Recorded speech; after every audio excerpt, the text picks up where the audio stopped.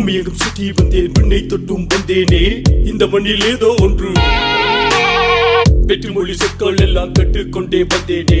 என் தமிழில் ஏதோ ஒன்று பிரிந்திடும் வரை இதன் பெருமைகள் எதுவும் மறந்திடவில்லை நன்றா. மறுபடி பாதத்தினை நப்பதிக்கும் பொழுது சிலருக்கு தேகம் கொஞ்சம். நரம்புகள் அனைத்திலும் மரம் என்னும் முறம் தான். உலகத்தில் முதல் நிறம் தமிழ் நிறம் தான். கொடி முகமானால் ஒரே ஒரு பெயர் தான், அது வெறும் பெயர் இல்லை, எங்கள் உயிர் தான்.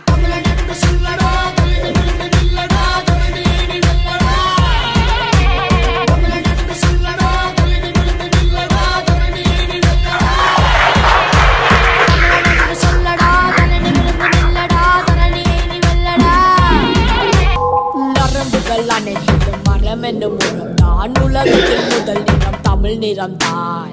கொடி முகமானால் ஒரே ஒரு பெயர் தான், அது வெறும் பெயர் இல்லை, எங்கள் உயிர் தான்.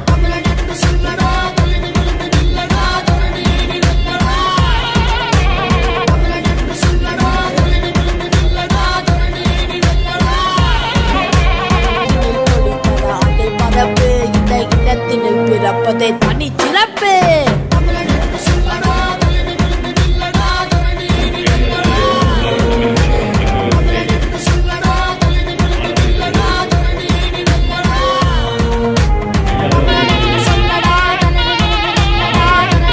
அனைவருக்கும் வணக்கம்.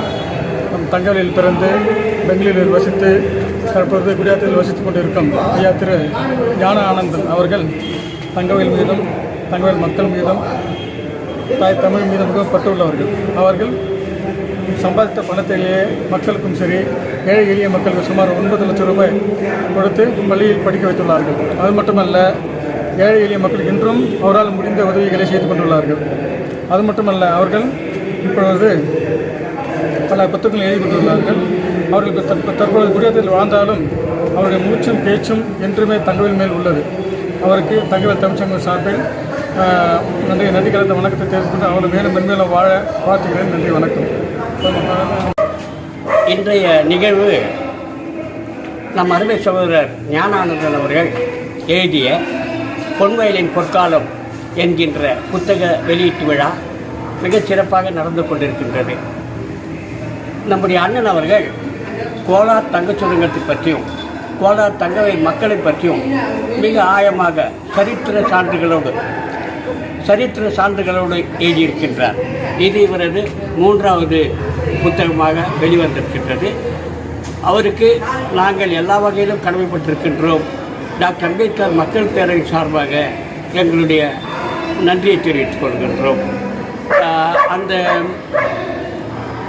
இன்றைய காலகட்டத்துக்கு தேவையான அத்தனை கருத்துக்களையும் இந்த பொன்வயலின் பொற்காலம் என்னும் நூலில் எழுதியிருக்கின்றார்.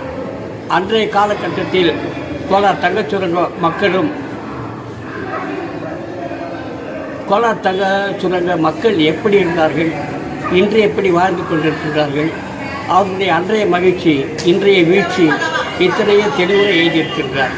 அதை அனைவரும் படிக்க வேண்டும் என்பது எங்களுடைய அவா.